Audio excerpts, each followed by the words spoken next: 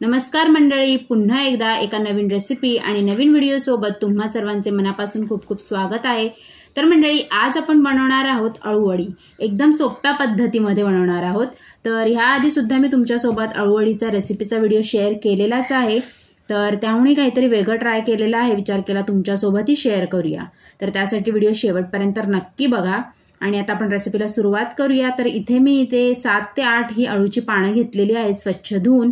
तर ह्यांना आता मी इथे कापून घेणार आहे। आपण नेहमीप्रमाणे रोल करतो, पण ह्या वेळेस आपण कापून याची वडी बनवणार आहोत। तर आपल्याला लागणार आहे वाटण। तर हे आहे वाटणाचं साहित्य: मिरची, लसूण, आलं, कोथिंबीर, 2 कांदे भाजून घेतलेले आहेत। ते पाणी न घालता आपल्याला असे वाटून घ्यायचं आहे। त्यानंतर इथे मी 3 वाट्या बेसन घेतलेलं आहे।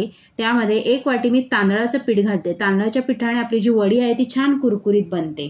1 चमचा हळद घालायची आहे। बनवून घेतलेलं वाटण घालायचं आहे। चवीपुरतं मीठ घालायचं आहे।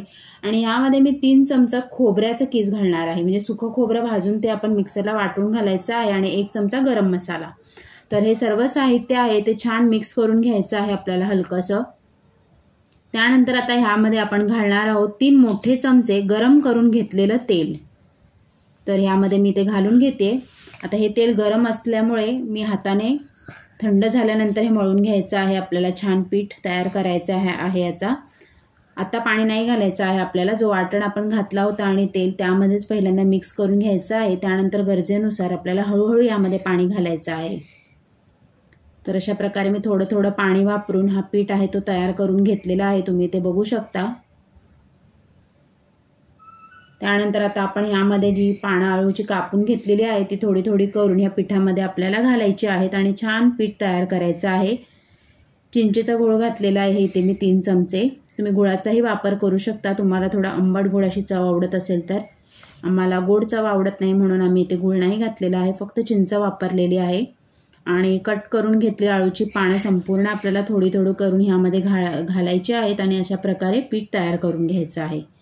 तर आता ह्याचा आपण रोल तयार करणार आहोत। तर कसा रोल तयार करायचा मी तुम्हाला दाखवते। एका साईडला इथे मी ठेवलेलं आहे उकडण्यासाठी पाणी, त्यामध्ये अळूचं पान सुद्धा ठेवलेलं आहे। तर अशा प्रकारे तुम्ही ते बघू शकता मी रोल तयार केलेला आहे। ज्याप्रमाणे आपण कोथिंबीर वडीसाठी बनवतो त्याचप्रमाणे आपण हे ताटामध्येही तुम्ही थापू शकता, तुम्हाला समज स्क्वेअरमध्ये वगैरे वडी आवडत असेल तर। तर मी अशा प्रकारे ते रोल करून घेतलेले आहे। आता हे आपण उकडायला ठेवूया। ते मी गॅसवर पातेलं ठेवलं होतं।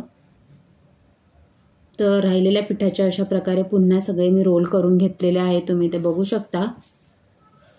आता हे झाकण देऊन आपल्याला 20 ते 30 मिनिटं वाफवून घ्यायचं आहे चांगलं। तर आता 20 ते 30 मिनिटं झालेली आहेत आणि आपल्या मस्त अळूच्या वड्या इथे तयार झालेल्या आहेत, तुम्ही ते बघू शकता। तर ह्याला आपण नंतर थंड झाल्यानंतर कट करून घेणार आहोत।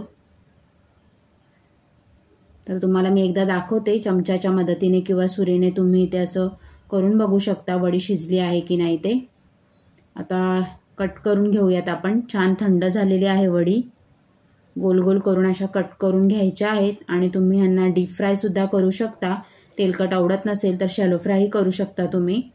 तर अशा प्रकारे तुम्ही ते बघू शकता। मस्त अळूवडी आपली सोप्या पद्धतीची तयार झालेली आहे आणि ते मी फ्राय करायला सुद्धा ठेवलेलं आहे। मी शॅलो फ्रायच करून करून घेणार आहे।